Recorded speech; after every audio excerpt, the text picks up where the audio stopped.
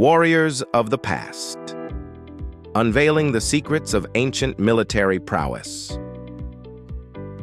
The sun rose slowly over the rugged plains of the ancient kingdom of Ishkaria, casting a golden glow over the harsh landscape. It was a place where battles were etched into the very soil, where legends were born, and where warriors walked the earth. Their skill honed through years of unrelenting discipline. Ishkaria was no ordinary kingdom. It was a land steeped in ancient traditions of combat and survival, led by warriors whose mastery of battle had earned them a fierce reputation. But in Ishkaria, the prowess of its warriors wasn't only physical. It was steeped in an arcane wisdom that few understood. Among these warriors was Arik, a young man from the remote mountain village of Keldor. Arik had heard tales of the Ishkarian fighters from his father, who, though a peaceful farmer, had once been among Ishkaria's ranks. The Ishkarian warriors were fabled not only for their strength, but also for their knowledge of the ways, the ancient martial practices that blended combat with a deep understanding of the natural world. Arik, driven by a longing to uncover these secrets, embarked on a journey to learn the ways, and to become one with the warrior spirit of Ishkaria. The first step of Arik's journey led him to the shrine of Ishara, an ancient temple dedicated to the god of war and knowledge. The shrine was built into the cliffs, overlooking a dense forest. It was here, under the guardianship of the elder warrior Tarik, that initiates learned the foundation of Ishkarian warfare. Tarik, a man whose body bore the scars of countless battles, had trained many who became legends. His voice was rough yet solemn as he welcomed Arik to the shrine, his gaze penetrating as if he could see straight into the young man's soul. "Do you know what it means to be an Ishkarian warrior?" Tarik asked. "It is not merely to fight. It is to understand the earth beneath your feet, the winds that carry whispers, and the stars that guide you. Our strength is not only in our bodies, but in our bond with the world." The days that followed were grueling. Tarik began Arik's training with exercises that seemed strange and unrelated to combat. Arik learned to run silently through the forest, to move like the shadows, and to find sustenance in the wilderness. "Why am I learning to survive in the forest?" Arik questioned. "The forest has much to teach," Tarik replied. "A warrior's strength is not just in his weapons. It is in his adaptability, his patience, and his will. A warrior without these is like a blade without a hilt." Weeks passed, and Arik's body grew leaner and stronger. The silence of the forest became his companion, and he began to understand the subtleties of the wind and the language of the birds. But his training was far from complete. Tarik took Arik to the Vault of the Ancients, where only the most devoted warriors were allowed. The vault was no ordinary place. Inside, manuscripts, weapons, and relics lay in dim light, each piece telling a story of those who had come before. Arik's eyes fell upon an intricately crafted sword, its blade still gleaming despite its ancient age. Tarik placed his hand on Arik's shoulder. This sword belonged to Asarion, the warrior king of Ishkaria. He was the greatest master of the ways, and wielded wisdom that allowed him to triumph even when outnumbered. His gift was the gift of perception, to see patterns in chaos, to know the minds of his enemies. Arik's training continued with relentless dedication. He was taught the art of wielding various weapons, swords, bows, spears, each with its own philosophy. Every weapon had its place in the intricate dance of war, and Tarik taught Arik to feel them as extensions of himself. Arik also studied combat strategies, learning the art of reading his opponents and predicting their moves. Tarik's words became his mantra. A warrior does not react. He anticipates. Months passed, and Arik had mastered the basics of the ways. He could fight, survive, and strategize.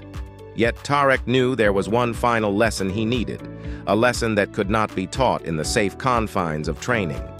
War was brewing on Ishkaria's borders.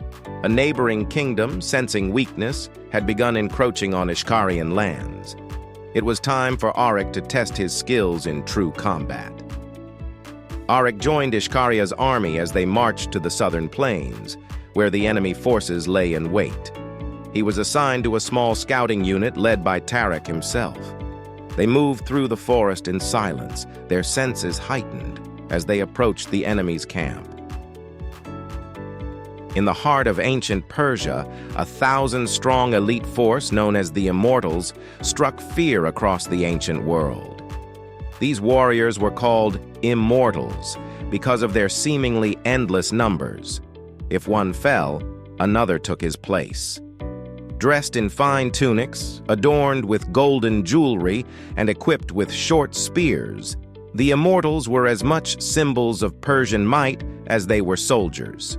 Training in archery, spear fighting, and endurance, the Immortals served as the personal guard of the Persian king. Their role was not just military but also ceremonial, as they stood watch over royal processions and guarded the king's life at all times. The Persian Empire was vast, and these elite soldiers were essential in maintaining order, quelling uprisings, and defending the empire's vast borders.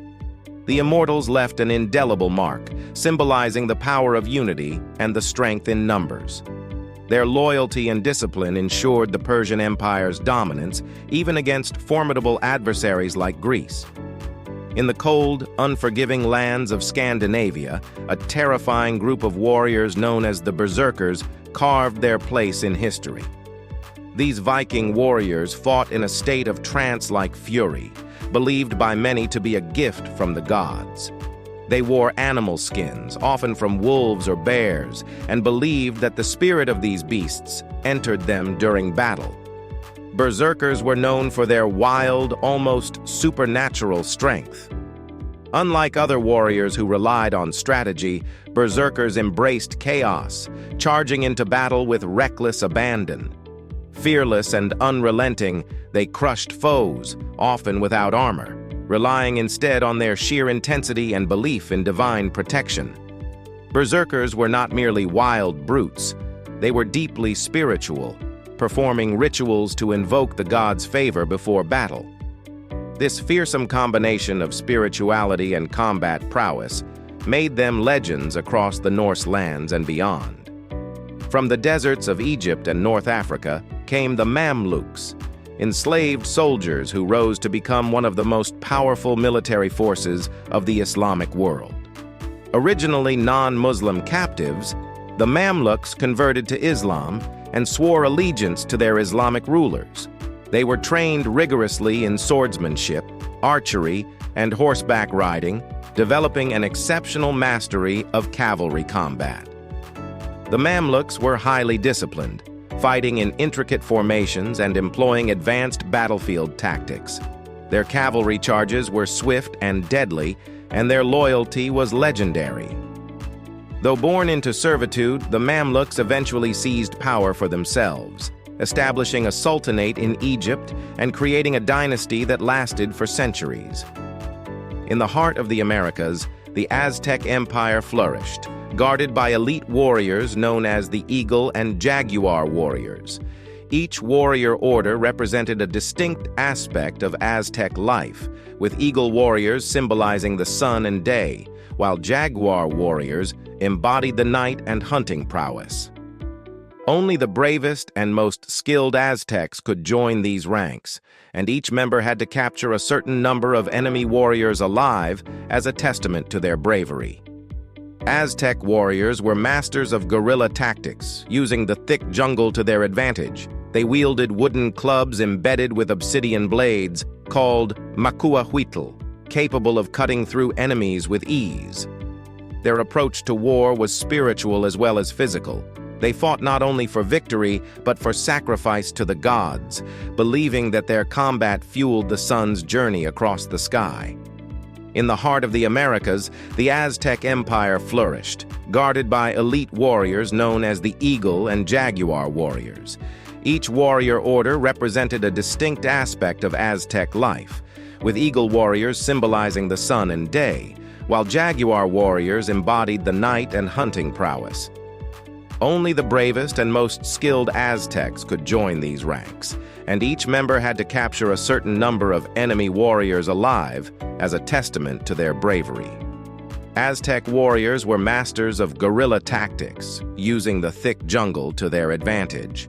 They wielded wooden clubs embedded with obsidian blades, called macuahuitl, capable of cutting through enemies with ease. Their approach to war was spiritual as well as physical.